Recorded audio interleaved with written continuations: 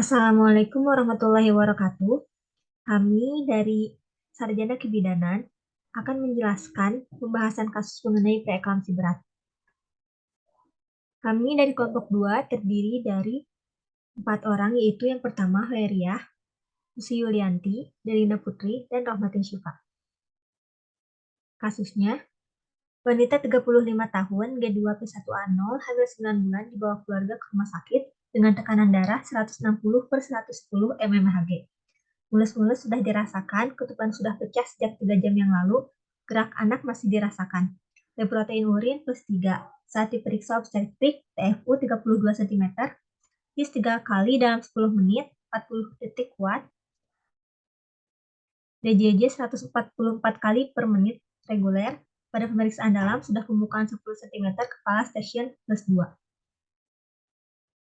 Yang pertama yaitu ada identitas istri, yaitu Nyonya N, usia 35 tahun, suku Sunda, agama Islam, pendidikan SD, pekerjaan ibu rumah tangga, alamat di Kampung Talaga, golongan darah A, dan identitas suami yaitu Tuan D, usia 40 tahun, suku Sunda, agama Islam, pendidikan SMP, pekerjaan wira swasta, alamat Kampung Talaga, golongan darah O.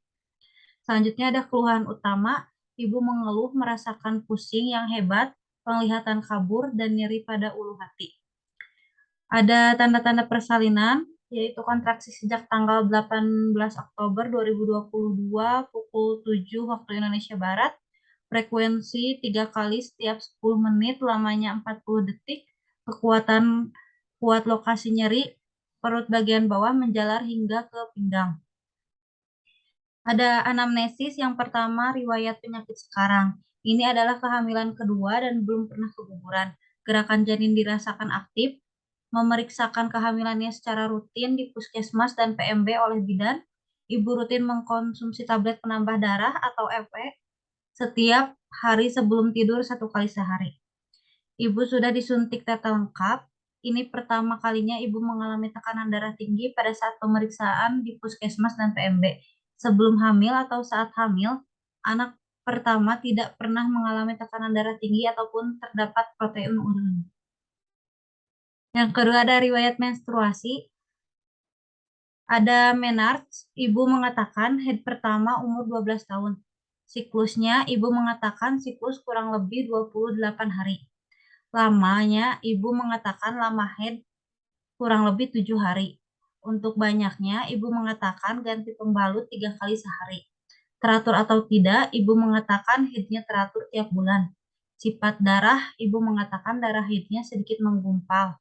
Dysmenor, ibu mengatakan tidak nyeri saat head sampai mengganggu aktivitas. Yang ketiga ada riwayat perkawinan. Ada status perkawinannya itu sah, kawin 1 kali, kawin menikah umur 24 tahun untuk ibu dan suami umur 29 tahun. Selanjutnya ada riwayat kehamilan, persalinan, dan nifas yang lalu. Hamil ke-1 tahun persalinan pada 2018, usia kehamilan 38 minggu, jenis persalinan spontan, penolongnya bidan, penyulit kehamilan dan persalinan tidak ada, jenis kelamin perempuan, berat badan 3.500, laktasi ASI, komplikasi tidak ada, dan sekarang hamil kedua, yaitu hamil ini. Yang keempat ada riwayat kesehatan keluarga. Yang pertama ada ibu merasa tidak pernah merasakan jantungnya berdebar-debar, sesak napas, nyeri kepala hebat, nyeri saat buang air kecil, ataupun penyakit menular dan menahun. Ibu pernah dirawat saat usia kehamilan 2 bulan karena mual muntah berlebih, dirawat kurang lebih 3 hari. Yang kedua ada keluarga ataupun suami tidak memiliki riwayat penyakit menurun maupun menular dan tidak pernah dirawat karena penyakit berat. Untuk pemeriksaan fisik, pemeriksaan dilakukan secara head to toe, dimulai dari kepala. Kepala diinspeksi terlebih dahulu, kulit kepalanya bersih atau tidak, rambutnya lurus dan tidak ada ketombe. Lalu dipalpasi, tidak ada rontok, tidak ada udem, tidak ada nyeri tekan. Selanjutnya pemeriksaan pada wajah dilakukan inspeksi, simetris kiri dan kanan, ada kosma gravidarum. Lalu dipalpasi, tidak ada udem dan tidak ada nyeri tekan. Selanjutnya pemeriksaan mata. Mata diinspeksi simetris kiri dan kanan, konjungtiva tampak merah muda dan sklera putih. Selanjutnya pemeriksaan mulut dan gigi. Diinspeksi mulut dan gigi bersih, ada 2 gigi yang tanggal dan terdapat gigi karies 2 buah. Selanjutnya pemeriksaan telinga, diinspeksi simetris kiri dan kanan, tidak ada serumen. Lalu dipalpasi, tidak ada nyeri tekan. Selanjutnya yaitu pemeriksaan pada leher, dilakukan palpasi, tidak ada pembesaran kelenjar limfe, kelenjar tiroid, dan vena jugularis. Lanjutannya yaitu pemeriksaan payudara. Payudara diinspeksi simetris kiri dan kanan, puting susu menonjol, keluar, serta hiperpigmentasi pada areola mammae. Lalu dipalpasi, tidak ada massa dan nyeri tekan. Selanjutnya itu pemeriksaan abdomen, dilakukan diinspeksi dahulu, tidak ada bekas operasi dan tampak linea nigra, striae alba, dan pembesaran perut sesuai usia kehamilan. Yang pertama, dilakukan Leopold 1. Leopold 1, TFU 32 cm, teraba bokong. Yang kedua, Leopold 2, teraba punggung kanan dan sebelah kiri bagian terkecil. Leopold 3, dilakukan pemeriksaan bagian bawah, yaitu kepala sudah masuk PAP. Lalu untuk Leopold 4, penurunan kepala sudah 2/5. Selanjutnya yaitu pemeriksaan bagian ekstremitas. Ekstremitas atas diinspeksi simetris kiri dan kanan dan terpasang infus RL pada bagian tangan kiri. Dipalpasi tidak ada udem. Ekstremitas bawah diinspeksi simetris kiri dan kanan. Dipalpasi terdapat udem dan tidak ada varises.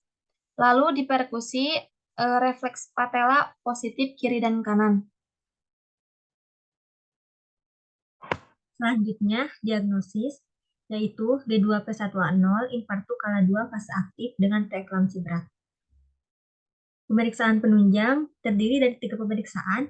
Yang pertama, pemeriksaan laboratorium, yaitu pemeriksaan khusus berupa ekokardiografi, pemeriksaan mata, dan pemeriksaan USG ginjal. Pemeriksaan laboratorium lain ialah fungsi ginjal, fungsi hepar, Hb, hematokrit, dan trombosit. Yang kedua ada pemeriksaan janin, yaitu perlu dilakukan pemeriksaan ultrasonografi janin. Lalu yang ketiga ada pemeriksaan protein urin, dilakukan untuk mendeteksi protein sampai berapa dan apakah menuju tanda-tanda preeklamsi berat atau bahkan eklamsia. Protein urea yaitu adalah adanya 300 mg protein dalam urin selama 24 jam atau sama dengan 1 plus dipstick. Protein urea pada ibu preeklamsia yaitu positif 1, positif 2, positif 3, atau positif 4 pada pemeriksaan kualitatif. Dan pada kasus ini, protein urin ibu yaitu positif 3.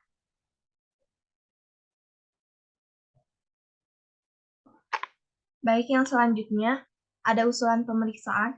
Terdapat usulan pemeriksaan pada ibu yang mengalami preeklamsi berat, yaitu salah satunya dengan perawatan aktif. Perawatan aktif adalah segera diakhiri atau dideterminasi ditambah pengobatan medikal. Namun sebisa mungkin jika usulan ini akan dilaksanakan, maka harus dilakukan pemeriksaan fetal assessment terlebih dahulu menggunakan NST atau CTG yang bertujuan untuk melihat kembali apakah bayi dapat dipertahankan atau tidak. Yang selanjutnya ada penata laksanaan. Untuk penata laksanaan preeklamsi berat yaitu menggunakan pengobatan medisinal. Yang pertama yaitu segera masuk rumah sakit, tilah baring miring ke satu sisi, dan cek tanda-tanda vital yang diperiksa setiap 30 menit, serta cek refleks patella setiap 1 jam. Infus dextrose 5% di mana 1 liter diselingi dengan infus RL 60-125 cc per jam sampai 500 cc. Yang keempat, diberikan antasida. Yang kelima, pemberian obat anti kejang, yaitu magnesium sulfat. Yang keenam, diuretikum. Tidak diberikan kecuali bila ada tanda-tanda edema paru, payah jantung kongestif, atau edema anasarka. Diberikan furosemid injeksi 40 mg secara IM. Yang selanjutnya ada obat-obatan antipiretik diberikan bila suhu rektal lebih dari 38,5 derajat Celcius. Dapat dibantu dengan pemberian kompres dingin atau alkohol atau silomidon 2 cc secara IM. Yang selanjutnya ada diberikan antibiotik atas indikasi, diberikan ampicillin 1 gram per 6 jam per hari.